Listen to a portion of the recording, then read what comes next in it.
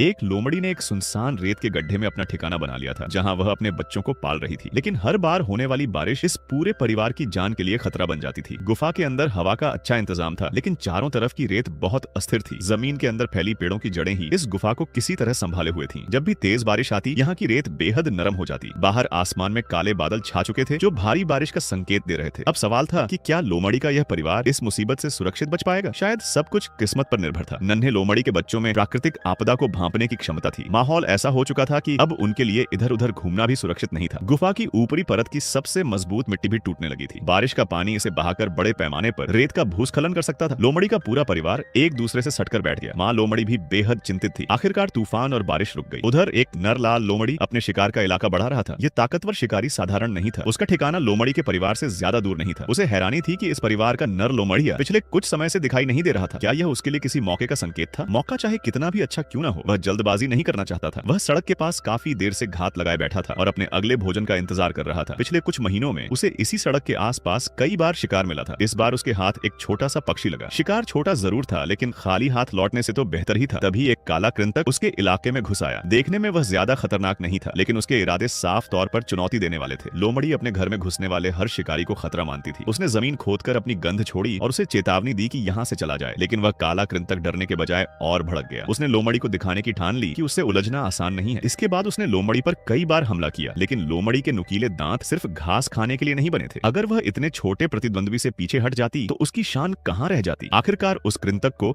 अपनी अकड़ की कीमत चुकानी पड़ी। अब वह वहां से भागना चाहता था, लेकिन उसके सामने लोमड़ी थी। दोनों के आकार में बहुत बड़ा अंतर था। अगर वह अब भी नहीं भागता तो उसकी जान मुश्किल में पड़ सकती थी। लोमड़ी वैसे भी सावधान रहने वाली थी। उसका मकसद बेवजह किसी को नुकसान पहुंचाना नहीं था। प्रतिद्वंद्वी को हराने के बाद भी उसकी अपनी जिंदगी की परेशानियां कम नहीं होने वाली थीं। आखिर उसके सामने इससे भी ज्यादा जरूरी जिम्मेदारी थी। एक नन्हा लोमड़ी का बच्चा भूख से परेशान होकर अपनी माँ का इंतजार करते हुए बाहर आने लगा, और तभी सही समय पर उसकी माँ शिकार लेकर वापस लौट आई। यह मुश्किल से मिला भोजन बेहद जरूरी था। अब दूध पीने वाले बच्चों के लिए मांस खाना सीखने का समय आ चुका था। उन्हें जल्दी से ठोस भोजन अपनाना था, क्योंकि जल्द ही माँ का दूध पूरी तरह बंद होने वाला था। बच्चों को जल्दी आत्मनिर्भर बनाने के लिए माँ लोमड़ी अब हर समय घर पर नहीं रह सकती थी। उसे परिवार से दूर जाकर शिकार करना पड़ता, ताकि उसके बच्चे धीरे धीरे खुद जीवित रहना सीख सकें। लेकिन उसे अंदाजा नहीं था कि उसके बच्चे अब भी इतने छोटे थे कि वे मांस और उसके ऊपर लगे बालों में फर्क तक नहीं समझ पा रहे थे। उधर बाकी नन्हे लोमड़ी के बच्चे भी वहां पहुंच रहे थे, और पास ही एक उल्लू भी शिकार के लिए मौके की तलाश में था। अगर आपको ऐसी रोमांचक और रहस्यमयी वाइल्ड लाइफ स्टोरीज पसंद हैं, तो अभी चैनल को सब्सक्राइब कर दीजिए।